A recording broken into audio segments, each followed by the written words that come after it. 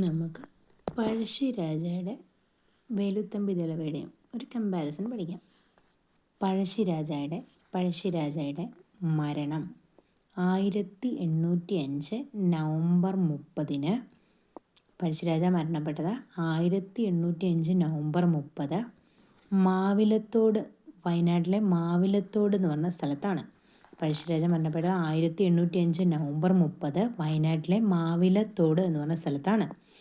പഴശ്ശി സ്മാരകം സ്ഥിതി ചെയ്യുന്നത് മാനന്തവാടിയിലാണ്. പഴശ്ശി സ്മാരകം മാനന്തവാടി. പഴശ്ശി മ്യൂസിയം സ്ഥിതി ചെയ്യുന്നത് കോഴിക്കോടാണ്. പഴശ്ശി മ്യൂസിയം കോഴിക്കോട്.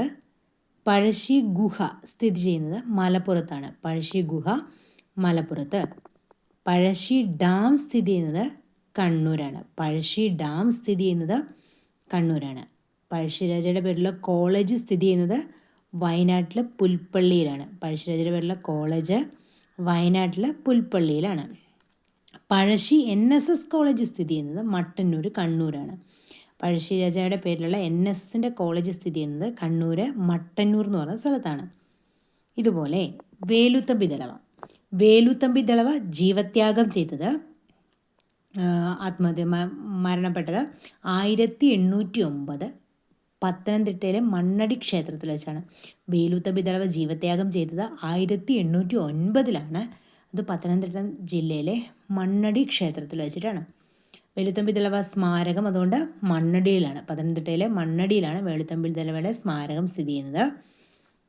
വേലുത്തമ്പി ദളവയുടെ വാള് സൂക്ഷിച്ചിരിക്കുന്ന മ്യൂസിയം എന്ന് പറയുന്നത് നേപ്പിയർ മ്യൂസിയമാണ്. തിരുവനന്തപുരത്തുള്ള നേപ്പിയർ മ്യൂസിയത്തിലാണ് വേലുത്തമ്പി ദളവയുടെ വാള് സൂക്ഷിച്ചിരിക്കുന്നത്. ഇനി വേലുത്തമ്പി ദളവയുടെ പേരിലുള്ള കോളേജ് ധനുവച്ചപുരത്താണ്. വേലുത്തമ്പി ദളവയുടെ പേരിലുള്ള കോളേജ്. വേലുത്തമ്പി ദളവയുടെ പേരിലുള്ള NSS college Thiruvananthapuram. NSS college തിരുവനന്തപുരത്താണ്. ഇതാണ് കമ്പാരിസൺ വരുന്നത്.